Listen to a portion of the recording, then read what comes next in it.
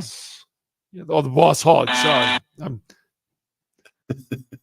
Well, I was trying to do the read, but I'll tell you what happened. For some reason, my StreamYard has been working for the last 2 hours, and now I'm getting feedback from it. So I got no idea what's going on. But the boss hog, or the hog boss, I don't know. You can get it at your local grocer's frozen food aisle. That's where you can find Screaming Sicilian. All right, Wayne. Good morning, my friend. Sorry to drag you into this. How are you? Good morning, guys. From what a lovely bucolic cabin-like den you're coming to us from this morning. Yeah. I'm up in Park City at Little Bear Lodge in Silver Lake. So, Nice. Yeah. Is that your place, or is that a common area that you've commandeered for this hit? No. It's our place, so it's not illegally commandeered under any circumstances. So, yeah, it's. Look at the stone fireplace and the mantle and the deep, rich oak woodworking there. Fantastic. Yeah. So we're busy. What are you going to do? What are you going to do in the summer? You're a skier, but you're recovering from back surgery. What's the plan? A lot of hiking, I'm going to try Bald Mountain today. We've been hiking around on the lower flats in the valley for most of this week, but stepping up a little bit, Zabe, and maybe even swinging the golf club a little bit today. Not playing, but at least getting to the range. Okay. So, question, when you go hiking, do you bring binoculars to do any kind of wildlife watching? No, not really. I bring a backpack, something to drink, something to eat, that kind of thing. But I bring a camera to take pictures. That's the best part for me. But I'm not a bird watcher, things like that. What kind of camera? Nice camera or just a point and shoot? Just a cell phone. It's the best camera. Cell phone. Listen, cell phone cameras are as good as almost anything out there these days, and very light. And you always have them on you at the time. Question, where do you stand Friday, wrong day, about wearing headphones to listen to music while you're hiking? Approve, or do you think that's an affront to the point of being out in nature in the first place? No, I definitely would wear headphones, and usually I'm listening to a podcast when I'm out walking. So, definitely headphones. Okay, so you'll listen to podcasts. Butchie, would you wear earbuds or headphones and listen to music, podcast, sports radio while trying to be out in nature? No, probably not. But just because I do that when I do yard work. But like if I'm out in nature, I'm probably trying to get away from all of it. If that makes yeah, because I'm listening almost all the time anyway. So, yeah. Okay. All right. We've talked about a lot today. You know the rule while it's the off season, Wayne. No football talk until football season begins, at least for training camp. So we've discussed tree felling, dating 24-year-olds while you're in high school, nepotism, AI, presidential golf handicaps, and pitching simulators. Where do you want to go in the wonderful buffet of stuff we've already talked about?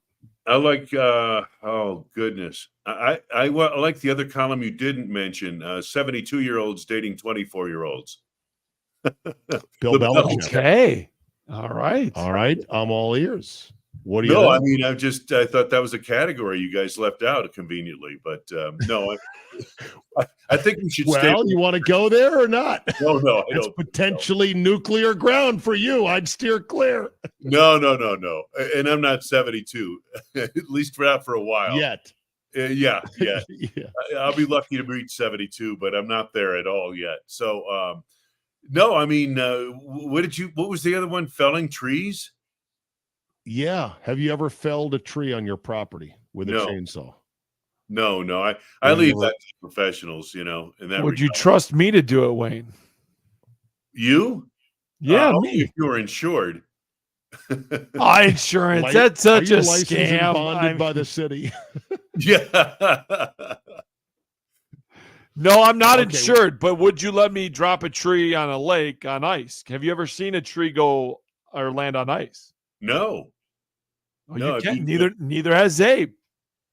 Wow. I was skeptical, and I was proven wrong. I was shown my utterly non-northern Wisconsin ways. because I thought the ice wouldn't be thick enough to withstand a tree falling on it. But in a normal winter where the ice is at least a foot thick, they're driving trucks out there. They're putting shanties out there for ice fishing. So Wayne, have you ever been ice fishing? Oh, yeah. Yeah. Yeah. Zabe? And My Uncle Bruno No. took me ice fishing. And when I was a little kid, about 6 years old, the only thing I remember is that he had a bottle of whiskey with him. And we just sat there in this of little course, hut and just dropped those lines in there. And he sucked on that whiskey all day. And that was it. You know? ice Lake, fishing was invented for two reasons: to get out of the house and away from the old lady for a few hours in the winter, and to drink.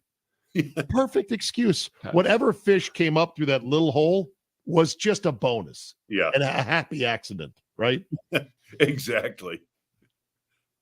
Okay. We were talking about AI and Al Michaels because he's lent his voice to an AI program for the Olympics, Wayne, that will generate highlight packages using his voice without him doing a single shred of work. And Butchie felt like he should have been part of the resistance to say, no, I'm not going to do that because that's a threat to all of our jobs. What saith you on the rise of AI and broadcasting?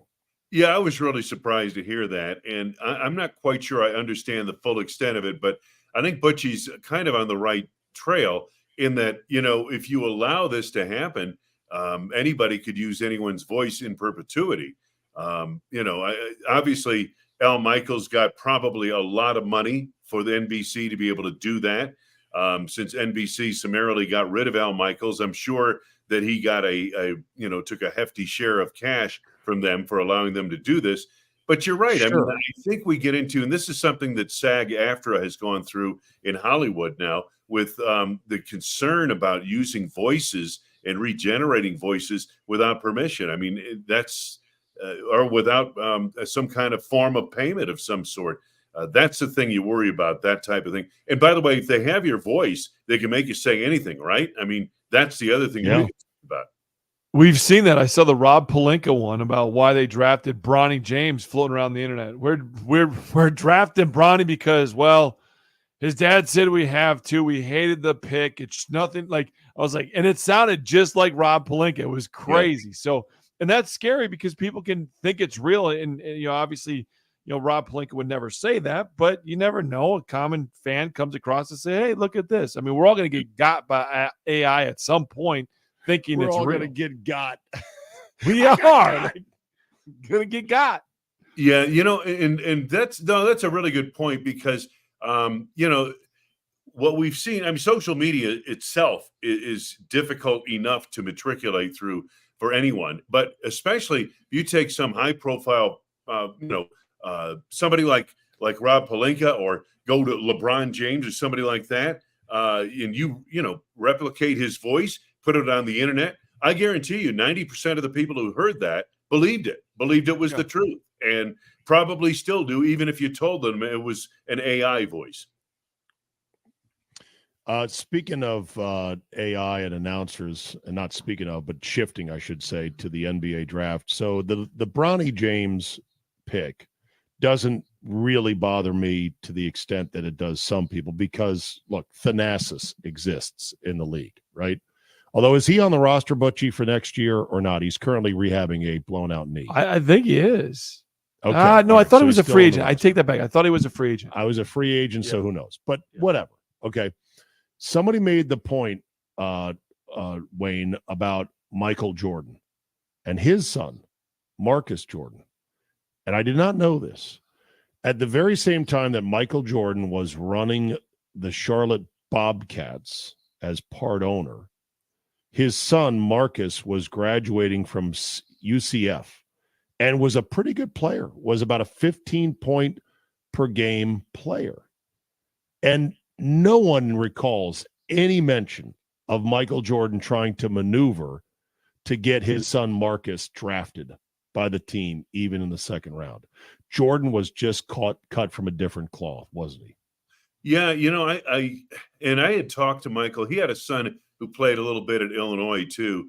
Michael supported his kids, but he wasn't one of these people who's going to go out and say, well, he's got to follow in my footsteps, or I'd like to see him follow in my footsteps or play with him on the same NBA team, that kind of thing that LeBron has done. Now, I don't know enough about Bronny James' game to know if he's NBA, if he's an NBA guy.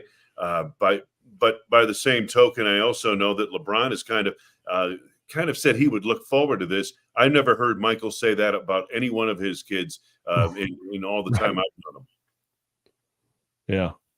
Butchie, your thoughts on the whole Michael Jordan comparison? Because I did not know that Marcus Jordan was a pretty decent player, a better player. Yeah, Marcus was pretty. Yeah, was. There's no question he was, but it was different that time because it was during my time. Like Marcus played during my time, and it was like I think times have just changed. Nepotism has always been around. I mean, Wayne, you look at the NFL, there's a Shanahan on the coach of the 49ers right now as well. Like there's a reason that Kyle got into the game is because his dad, and don't think that didn't open the door. But when you're in the door and you're there, you've got to prove yourself too. Like nepotism is real in athletics. There's no question about it. But you're not going to get to the top if you're not good enough. Like that's just the reality. It's going to open up doors, but you still have to prove that you're good enough to do the job at some point.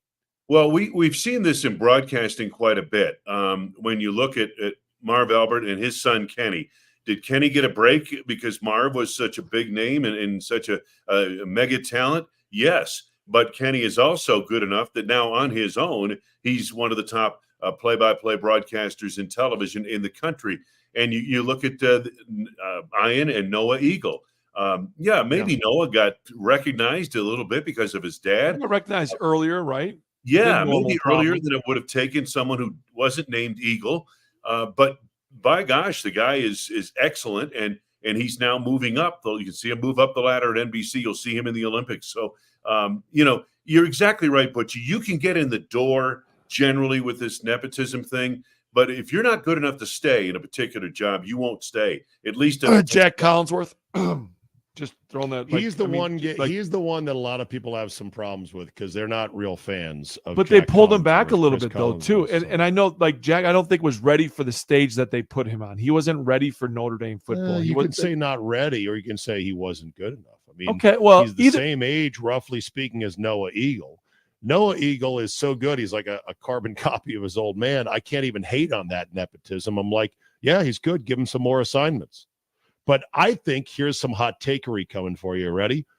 I think Chip Carey was better than Skip Carey. I think Joe Buck was better than Jack Buck. I think Kenny Albert was better than Marv Albert. And maybe someday Noah Eagle will be better than his old man. I don't know. But there's some hot takery for you right there. And I know that Skip Carey, as well as Skip was the older or the younger? Yeah, Skip, then Chip. Skip Carey and Marv Albert and Jack Buck are legends, Wayne. I understand their legendary status. I'm just talking about who is better at the craft. I think their kids were all better. Yeah, very well could. I mean, you could make that argument. I certainly think with Joe Buck and Jack was a great announcer, but he came from a different era, was of a different era. And Joe was his own man in a different era. And those two I know pretty well because I used to run into Jack Buck when I was doing Cubs all the time and in fun football, obviously. And so I knew him a little bit before I got to know Joe pretty well when Joe was doing Cardinals when I was doing Cubs, and we got together. We even play golf on the road, that kind of thing. So those guys, yeah, I mean, it's different. But I find a lot of the young broadcasters coming up, many of them are really good, and I'm sitting here saying, wow, I think that guy's better than me, that kind of thing. I could see these things happening. And so this younger generation, but remember, they learned under those icons you mentioned, and that's part of the reason why Joe Buck is probably as big or bigger an icon than his dad. I think he's in the Hall of Fame for both baseball and football, which is amazing. All right. Other than hiking, anything else today? Trout fishing? No, we've got some body of water, dunk a line. Guys, you don't get it. We come out here, we've got chores to do, man. We were staining the hallway. We've got more to do with these places. This wood doesn't take care of itself, Zabe. I know you've got a free weekend. All you'd have to do is cancel 5 or 6 free weekend. You finally go to your cabin up there in Colorado, and you're doing work, for God's sake. Zabe, you gonna go help him? You gonna go help Wayne? Hell no. Hell no. What am I? Gun for hire? Gun for hire. We're out in the West. Gun for hire. We'll take you. I'll come wrinkle his sheets and wake up at noon and wait for pancakes. I ain't gonna do no work. All right, Wayne. Enjoy your weekend, my friend. Always good to talk to you. Have a great holiday weekend. Take